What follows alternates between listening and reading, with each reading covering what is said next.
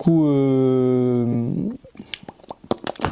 quand on sort avec les potes, en règle générale, ils aiment bien papoter. Le truc aussi que j'ai appris, c'est de prendre du papier. Salut les petits potes, aujourd'hui, du coup, dernière partie du bilan des 3 mois.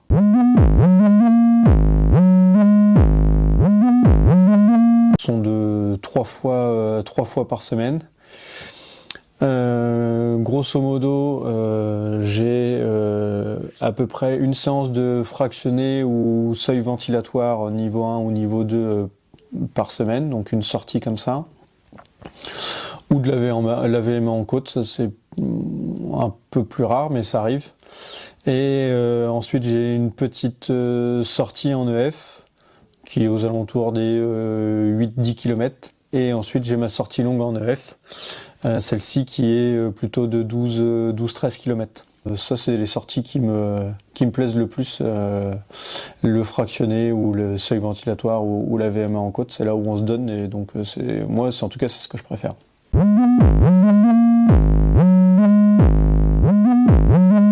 En juin, un tout petit peu. Et juillet-août, j'ai un peu abandonné. Voilà, avec mes sorties qui sont quand même 3 fois par semaine. Donc même la sortie c'est 1 heure, mais entre la douche, se préparer et tout, donc on est facilement bloqué 1h30 plus le taf. Un peu compliqué, et puis j'avoue que la muscu en soi me gave un peu, donc du coup j'ai abandonné, mais ça fait partie des objectifs que je vais me donner sur le prochain trimestre pour essayer d'être un peu plus robuste, parce que là je sens bien que ça joue un peu sur mon physique.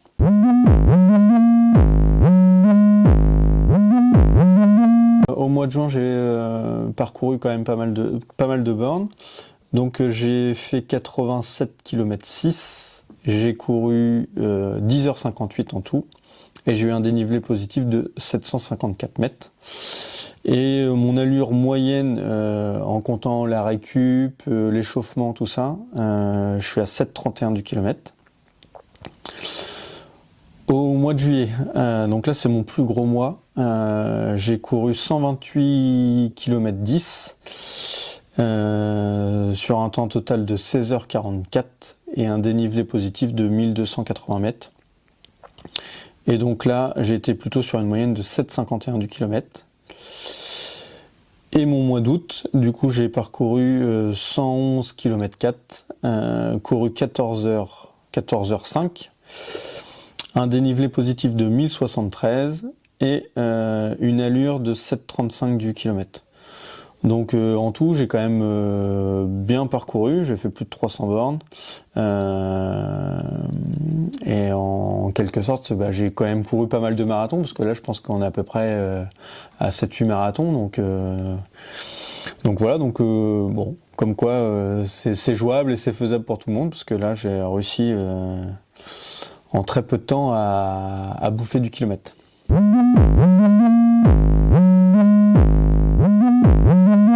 Aujourd'hui, ça me dit que je serais capable de le courir en 5h22. Donc grosso modo, je crois que ça fait 7,38 du kilomètre. Donc petit à petit, mine de rien, j'avance, puisque je sais plus combien il m'avait annoncé au démarrage, mais je crois que c'était dans les 6h30 pour pouvoir pouvoir parcourir les kilomètres du marathon. Donc comme quoi en 4 mois, j'ai réussi à quand même pas mal progresser. L'objectif de faire en dessous de 4h30 aujourd'hui, je pense qu'il est tout à fait réalisable, sachant qu'il me reste encore quelques mois avant d'arriver au jour J, donc il n'y a pas de raison qu'on puisse pas y arriver en continuant la fréquence de travail que je fais aujourd'hui, quoi.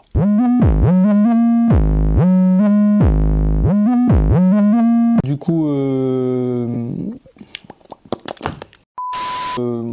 au niveau de la chaleur, moi j'ai pas trop ressenti la chaleur. Moi je suis un coureur du matin, donc du coup automatiquement aux heures où je pars, il fait quand même assez frais dans la journée, les températures sont assez basses. Bon, en Normandie en plus, on peut pas dire que on a eu des fortes chaleurs cet été. Et puis en termes de motivation, comme on est parti en vacances entre copains, comme on a couru tous ensemble, donc en fait c'était sympa. Donc en fait il n'y a pas eu le coup de mou en se disant ah, est-ce que ce matin je dois me lever pour aller courir ou est-ce que je dois rentrer un peu plus tôt de la balade ou courir après une balade toute la journée en famille. Donc là en fait comme on était entre amis, on était à peu près dans le même délire. On allait courir ensemble, donc en fait la motivation, ça s'est plutôt bien faite. Et puis voilà, on a enquillé nos kilomètres et puis on a un peu rigolé quoi.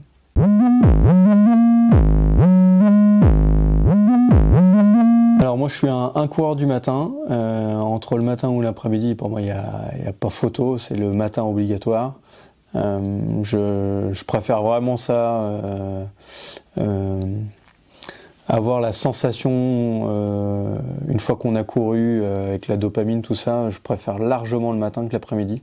L'après-midi pour moi c'est quand même beaucoup plus dur, surtout pour mes sorties en EF, parce que quand même là aujourd'hui ma zone en EF est à 146 BPM, ma zone numéro 2. Autant le matin j'arrive encore à la contrôler, autant l'après-midi, quand je cours l'après-midi, parce que ça m'arrive de temps en temps, c'est très dur pour moi de maintenir et d'avoir un rythme cardiaque stable.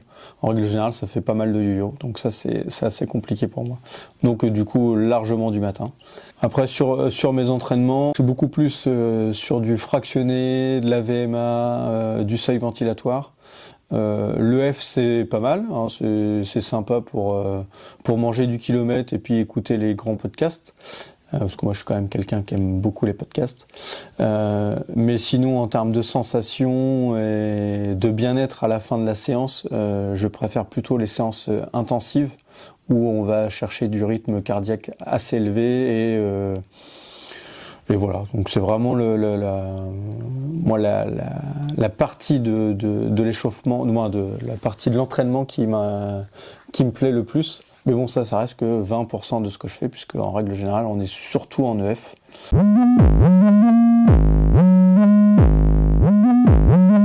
En fait, ça dépend réellement ce qu'on fait. Quand on est en EF, je préfère largement sortir seul et puis être focus sur le podcast. Voilà, quand il y a des sujets vraiment intéressants, je suis capable de courir pendant des heures. Donc c'est ça qui est bien quand même avec l'endurance fondamentale, hein, c'est que on est capable de courir je ne sais combien de temps sans qu'on ressente de réelle fatigue. Et de toute façon, en règle générale, je n'ai jamais de courbature à chaque fois que je sors en EF. Donc ça, j'aime assez être seul, parce que bon, quand on sort avec les potes, en règle générale, ils aiment bien papoter. Et moi, j'aime bien être dans ma bulle, donc ça me saoule un peu. Mais à contrario, les sorties un peu plus intensives, je préfère largement courir avec des potes. Parce que dans ces sorties-là, en fait, on va dans nos derniers retranchements. Bon, en tout cas, moi, pour ma part, hein, j'essaye toujours de donner le maximum de ce que je peux. Même quand le coach me dit en fractionné, cours à telle allure, et puis t'as un repos de telle allure, si cette journée-là, je me sens beaucoup plus fort, et je vais au-delà de ce qu'il me demande. Voilà, j'essaye toujours d'aller au maximum pour que quand j'ai fini ma sortie, j'ai pas sous le pied en me disant tiens, j'aurais pu faire 1 ou 2 kilomètres de plus. J'essaye vraiment de me dire quand j'ai fini la session, de me dire que je suis arrivé au bout. Et donc celle-ci, elle est quand même beaucoup plus sympa à plusieurs, puisque là en fait comme on est dans le dur, quand on est tout seul, il faut une bonne motivation pour se dire je continue à y aller, je me sors les doigts du cul. Voilà, quand on est tout seul, c'est quand même assez facile de se dire là j'arrive pas, je m'arrête, je marche un peu, on verra plus tard. C'est pas bien grave si celui-là je l'ai loupé. Voilà. Donc là, il faut une très grande motivation. Aujourd'hui, c'est ce que j'ai. Ça m'est arrivé quelques fois de marcher, mais pas parce que j'avais plus la motivation. C'est juste que en fait, en termes de récup, je pouvais plus, donc j'arrivais plus à faire ma récup en zone 1. Mon rythme cardiaque était tellement haut, donc pour le faire redescendre, j'étais obligé de marcher. Mais sinon, j'ai toujours été au bout du bout, même des fois pas en respectant les allures, parce que des fois, quand on arrive à 15, 20, 30 intervalles à une certaine vitesse, surtout la VMA en côte que j'ai fait, où il me demandait de courir à 10,5 km/h, je crois. Ou je crois que la dernière, le max que j'ai réussi à courir, c'était 9,5, mais voilà, je suis au bout du bout, quoi. Donc c'est pas grave, hein. Le principal, c'est de voir comment que ça se passe. Et donc ces séances-là sont vraiment plus sympas avec des potes, puisque là, en fait, on est tous dans le même bateau. Et puis, quand on voit le pote toujours continuer à courir, on se dit, bon, en fait, moi, je peux pas abandonner, je dois continuer. Donc c'est quand même plus sympa, ces séances-là, entre potes. Donc voilà, je suis mitigé entre courir seul et entre potes.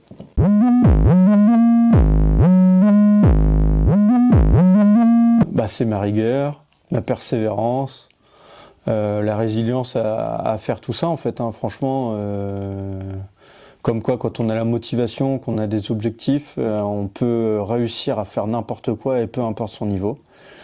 Aujourd'hui, je suis en train de le prouver. On est début septembre, ça fait 4 mois que j'enquille des kilomètres. J'ai réduit la quantité de bouffe. J'ai fait un rééquilibrage alimentaire. Voilà, j'ai arrêté plus ou moins l'alcool. C'est vraiment ça où je suis le plus fier, le plus content. Voilà, c'est un ensemble de choses où je me dis, voilà, t'as réussi. Et comme j'aime bien prouver aux gens que c'est toujours faisable, c'est vraiment quelque chose c'est ma plus grande réussite aujourd'hui, c'est de faire ça et de réussir à faire le marathon, ou l'objectif qu'on s'est donné, donc de courir le marathon de Paris, et puis de le faire en moins de 4h30, et en partant de zéro. Donc ça, c'est vraiment ma plus grande motivation.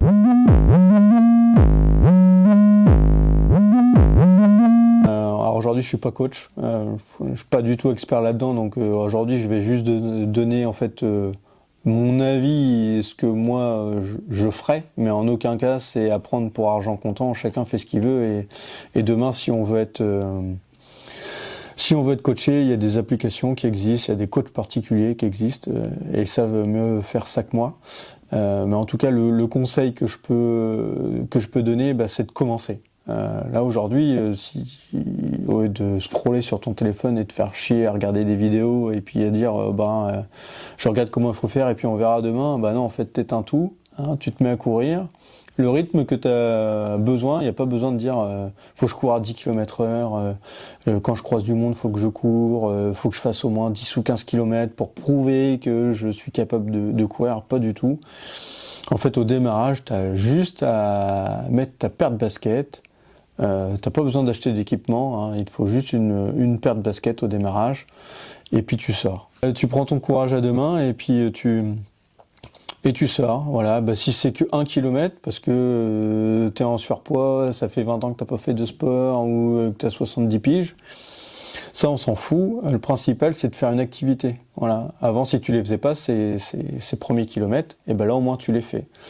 Et donc tu fais que ça 2 fois la semaine, voilà, sans trop forcer. Tu sors, un petit kilomètre, et puis tu varies, tu fais de la course avec de la marche. Et la course, c'est pas besoin de la course rapide, hein. Tu peux courir à dire je cours à 5 km/h. C'est pas très rapide, hein. Ça peut être même à 5 km/h, il y a des gens qui marchent à cette vitesse-là. Mais c'est vraiment de se dire je fais une activité sportive, je fais, admettons, 1 minute de course, 1 minute de marche, et tu fais ça une dizaine de fois si tu veux, une quinzaine de fois, sans aller dans l'extrême. Et voilà, tu augmentes progressivement ton rythme. Et dis-toi au moins ce que tu fais, c'est plus que ce que tu faisais avant. Et donc ça peut être que bon et bien pour ton corps. Et je dirais qu'en plus, l'avantage de faire ça, c'est que du coup, tu te fais pas mal. Et ça te permet de te motiver à pouvoir continuer à faire ce type d'exercice. Parce que ce qui est dur en plus en règle générale dans les sports, c'est que souvent on se donne, on en fait trop, on a des très grosses courbatures, on a du mal à s'en remettre. Et donc en fait au bout de 2-3 semaines, en fait on abandonne parce qu'on est usé, on est fatigué, on n'en peut plus. Alors que là, en y allant très progressivement, déjà t'évites les blessures dans un premier temps, puisque ton corps a été habitué à rien faire. Donc du jour au lendemain, si tu commences à lui dire je vais courir 2-3 fois la semaine, ça va être quand même compliqué. Et donc voilà, c'est d'y aller très progressivement, sur plusieurs semaines, plusieurs mois, pour éviter les blessures inutiles, et puis voilà.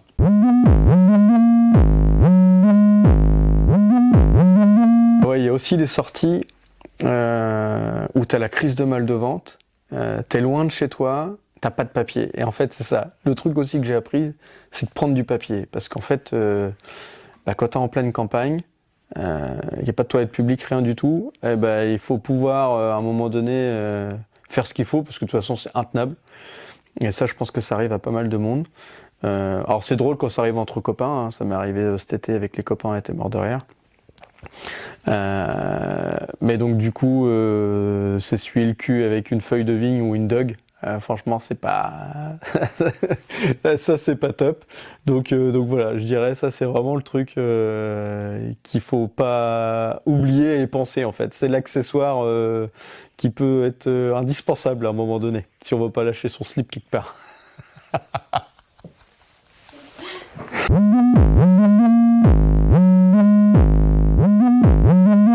C'est de continuer à persévérer comme je fais aujourd'hui. J'arrive à bouffer du kilomètre. Aujourd'hui, j'ai pas loupé une seule fois une séance d'entraînement. Voilà. Continuer à faire mon rééquilibrage alimentaire. Je dirais aujourd'hui, c'est mes conclusions de ces 3 mois-là, c'est de continuer dans la lancée où j'étais. La seule chose que je pense qu'il faut que j'améliore quand même, c'est le renforcement musculaire, puisque je pense que à la longue, je risque d'avoir un peu quelques gènes. Et puis ça serait bien que j'arrive un peu à muscler le haut du corps. Donc voilà. Donc sur mes conclusions, c'est vraiment ce que aujourd'hui je retiens, c'est de continuer mes efforts, à parcourir et à bouffer mes kilomètres comme je bouffe, et faire attention à mon alimentation et de faire la muscu un petit peu. En tout cas, je vous remercie pour les commentaires, tout ça. N'hésitez pas à aimer la page, à me suivre sur les différents réseaux pour voir l'aventure et voir si je vais être capable de tenir l'objectif. Bon, allez, salut les petits potes, ciao.